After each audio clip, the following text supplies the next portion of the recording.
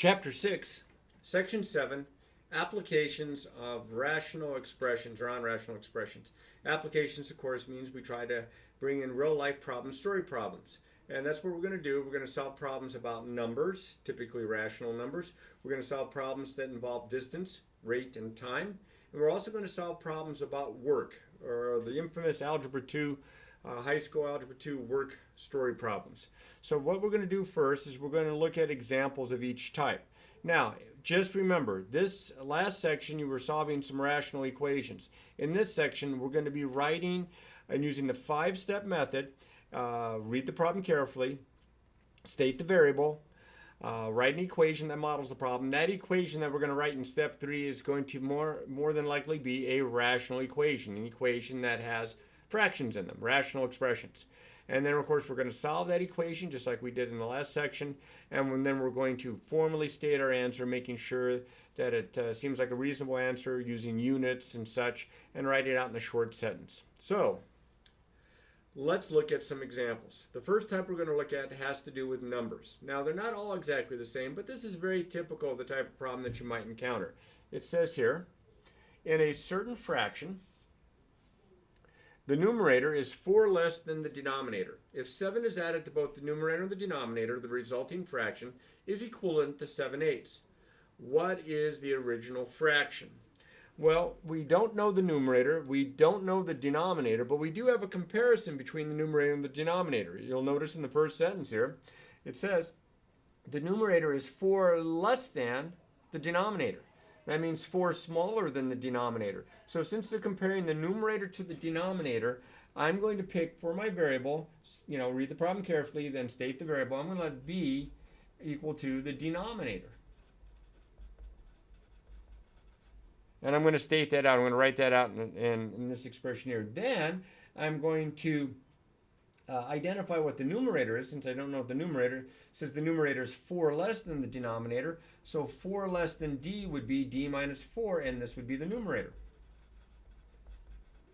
So my fraction is d minus 4 all over d. That's my fraction. It says in a certain fraction. That's the fraction. The numerator is 4 less than the denominator. So there's my certain fraction. And then in the second sentence, this is going to help me to come up with an equation. It says if 7 is added to both the numerator and the denominator, the resulting fraction is equivalent to 7/8. So if I add 7 to both the numerator and the denominator, so I'm a lazy kind of guy, so here's what I'm going to do. I'm going to expand this fraction bar, and I'm going to add 7 to the numerator, and I'm going to add 7 to the denominator. It says that this is equal to or equivalent to 7/8. And there is my equation. So step 1, read it carefully.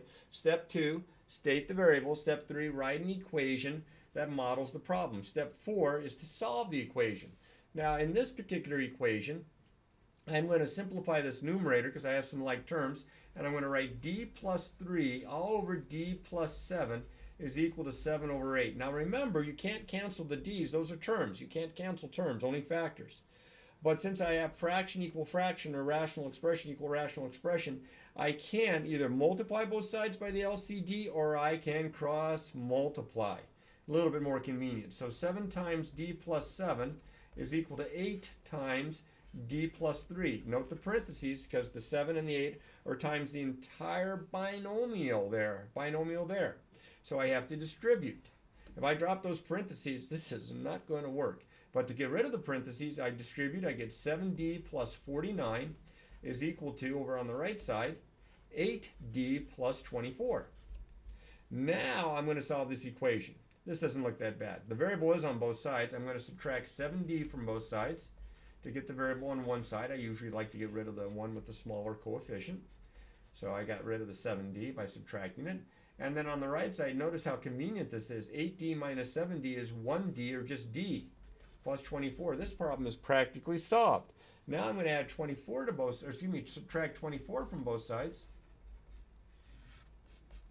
And I get 25 is equal to d. So d is equal to 25. And that means that my denominator, remember d is the denominator, is 25. That means the numerator is 25 minus 4, which would be 21. So my fraction, because the problem says, what is the original fraction? Well, it's going to be 21 over 25. 21 over 25, the original fraction, last step, write it out. Fraction is 21/25. Now, just to kind of check my answer to see if this makes sense, if I add 7 to the top and the bottom, I get 28 over 32. And if I divide top and bottom by 4, it's equivalent to 7/8. So that's a good answer. That seems like that's a good answer. Okay, now they'll have different variations of this type, but probably they're going to start out with a fraction, some certain fraction, just like this one did. So be careful which one that you choose, the numerator or the denominator for your variable. The one being compared to, in this case it was the denominator that was being compared to, that seems like to be the best choice. All right? Now we'll try one with involving distance, rate, and time. All right, now remember, distance equals rate times time is a formula. You've had this formula for quite some time here. Distance equals rate times time, d equals rt. I remember having this as far back as like middle school when I was in school, a million years ago. So anyway, I have d equals rt. If I take this equation and if I divide both sides by r, these r's cancel and I get d over r equals t, or t equals d over r. So these are equivalent. And if instead of dividing by r, if I was to divide both sides by t, the t's cancel, and I get r equals d over t. R equals d over t. Now, why is this important? It's because in a lot of the problems that involve rational expressions, rational equations that involve distance, rate, and time, they usually set the times equal to two things. So we'll want this variation more likely than not. Well, let's see what the problem says, and we'll try it from there. So it says, in a small boat, Sue can travel 12 miles downstream in the same amount of time that she can travel 4 miles upstream. It says that the rate of the current is 2 miles per hour. Find the rate of Sue's boat in still water. So I'm looking at this problem. She's going downstream in the same amount of time that she goes upstream. Notice how much further she goes downstream than upstream. And that's because going upstream, she's battling the current. Downstream, the current's pushing her along. The rate of the current is 2 miles per hour. Find the rate of Sue's boat in still water. So I'm going to let x be the rate of Sue's boat in still water. Now I used an x instead of an s for Sue because my s's start to look like 5s. And I didn't use a b for boat because my b's sometimes start to look like 6s. But with an x, it's pretty much, you can distinguish where your variable's at. So now, if this is still water, there's no current, just still water, she can travel at x miles per hour. That means with the current's pushing her along, she can go x plus 2. That would be her rate downstream. And then if the current's working against her while she goes upstream, she would be going at x minus 2. That would be her rate upstream. Because the current's working against you, pushing against you, slowing you down. So now, it says that she can travel 12 miles downstream. Now, remember, back here, time is equal to distance divided by rate. Let me write that down. Time equals distance divided by rate. The reason I'm saying that is because it says here that she can travel downstream 12 miles in the same time she can travel 4 miles upstream. I can set the times equal. So first I find the time going downstream. Well, distance divided by rate. The distance is 12. The rate is x plus 2. Okay? Time going upstream. She can go 4 miles against the current upstream. So 4 miles divided by the rate there, x minus 2. And this is the same amount of time. So these times are equal. Just like the last problem I did, I'm going to cross multiply instead of multiplying both sides. It's equivalent. If you multiply both sides by x plus 2, x minus 2, it's equivalent. But because I have a proportion, I'm going to write 4 times x plus 2 is equal to 12 times x minus 2. I distribute.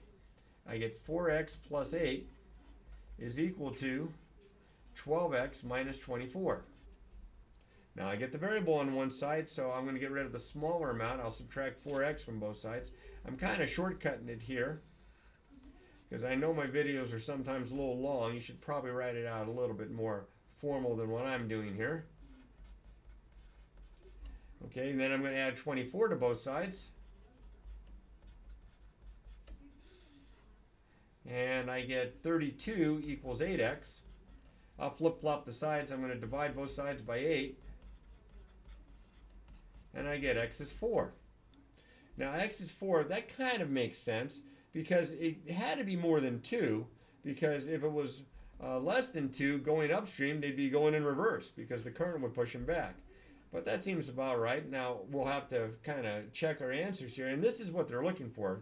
This is the rate of Sue's boat in still water. Oh gosh, I bet that was off the screen there. I am so sorry.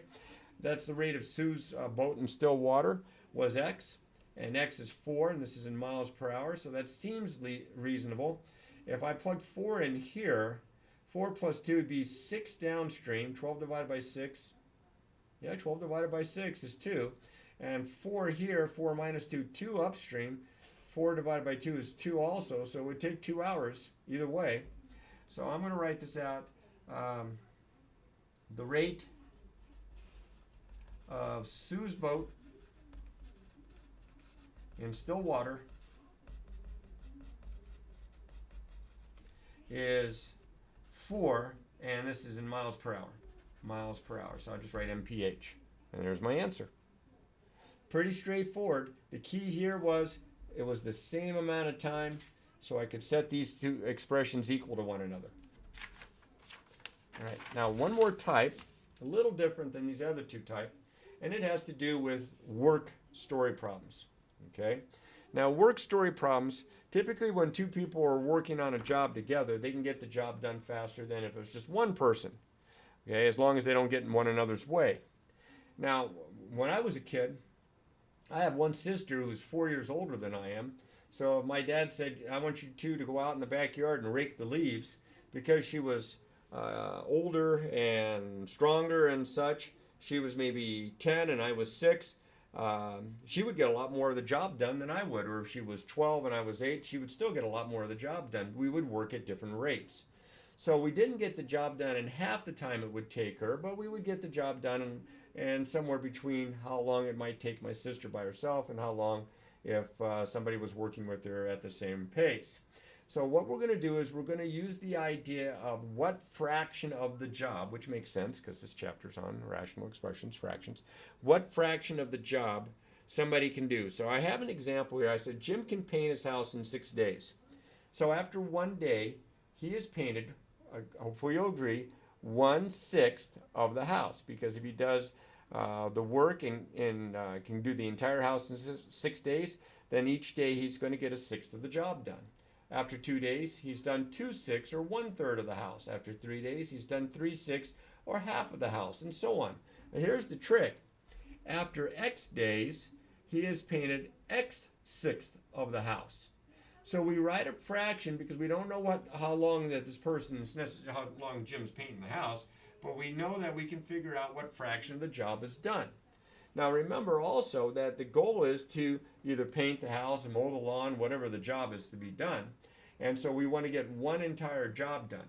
So remember, if the job can be done in T units of time, T hours, T days, T minutes, then the rate of work is 1/10, no pun intended there with a big smile, of the job per unit of time. So let's try an example, and I'll see if I can kind of better explain this and point this out with an example to use here. Sarah can proofread a manuscript in 10 hours, while Joyce can proofread the same manuscript in 12 hours. So as you can tell here, it takes Joyce longer, so that means Sarah is a little faster, just like my sister was faster at raking the leaves, all right?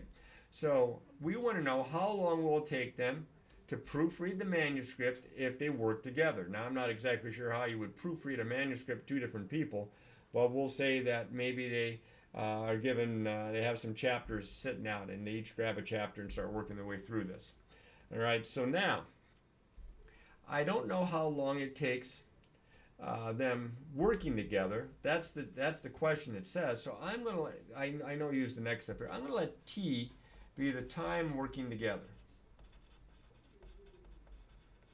Now, if both of them could do the job in 10 hours, then working together it would take exactly half, 5 hours, because each one would do 5/10 of the job. But since Joyce is a little slower, it's going to take a little bit more than 5 hours. Okay? I get people that will say, well, if this is 12 hours and this is 10 hours, it takes 22 hours. That doesn't make sense. That one person could do it by themselves in 10 hours. All right? So now let's think.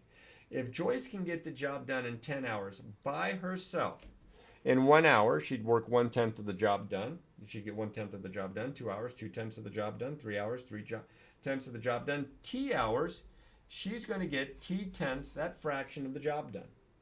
And Joyce, on the other hand, 1 hour, she would get 1/12 of the job done. 2 hours, 2/12 of the job done. 3 hours, 3/12 of the job done. T hours would be T/12 of the job done. The numerator is how long that they work together. The denominator is their individual times. So this is the fraction of the job that that Sarah can do, and this is the fraction of the job that Joyce will do. And if I add those two fractions of the jobs together, I should get one job done. And there's my equation. So there's all sorts of variations. You could have one person working and getting a head start, getting some of the job done. Or you could have 3 people working together, so you'd have 3 fractions that you'd have to add. But in this case, this is not a proportion. I cannot just cross multiply like I did with the first 2 examples. I'm going to multiply both sides by my least common denominator, which is 60. 60 times this side.